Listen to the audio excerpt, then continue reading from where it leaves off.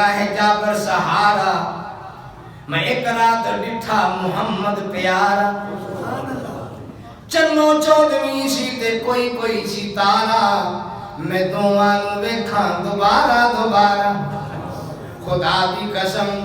چن مدم دسے آیا محمد دا چہرہ سونا نظر آیا اللہ روشن چہرہ اللہ مولانا سعید الفضل رحمت اللہ علیہ کی قبر جنت کا باغ بنائے اللہ تعالیٰ مولانا سمسام رحمت اللہ علیہ کی قبر کو بھی جنت کا باغ بنائے روشن چہرہ قد کاٹ بنتر بناوٹ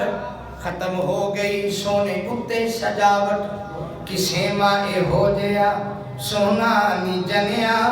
جویں اپنی مرضی مطابق ہو بنیا لطافت نظافت دا کھلا دا سہرا بس سبحان اللہ محمد دا چہرہ مصور نے بس انتہا کر سٹی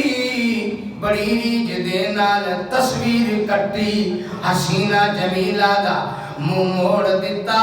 محمد بنا کے قلم توڑ دیتا حضرت عائشہ رضی اللہ تعالیٰ عنہ بیان فرماتی ہیں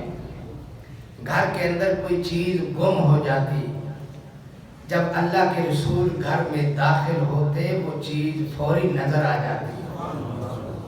چہرے کی رونق روشنی نور سراپے نور اللہ فرمایا میں صدقے سونا مکھڑا جگ ویکھنے دا پکھڑا ویکھاں تے مک جائے دکھڑا ہوئے ہرا دن سکڑا ٹھر جانے اکھیاں میریاں جو سپنے آنے کیریاں کوئی چہرے نو تلوار کہے تلوار دی کوئی دھار کہے کوئی بجلی دا لشکار کہے کوئی چند دا چمکار کہے میں چند کہاں انصاف نہیں چند دا تے چہرہ صاف نہیں چند آپ پکھا دید دا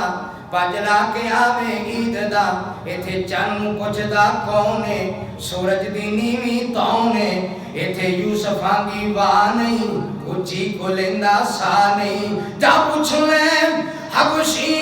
بلال نو جس ڈٹھائی میرے لال نو سبحان اللہ یہ تو یوسف بن یعقوب ہے اگر میرے محمد عربی کو مصر کی کراریاں دیکھ لیتی اپنے کلیجے چیر دیتی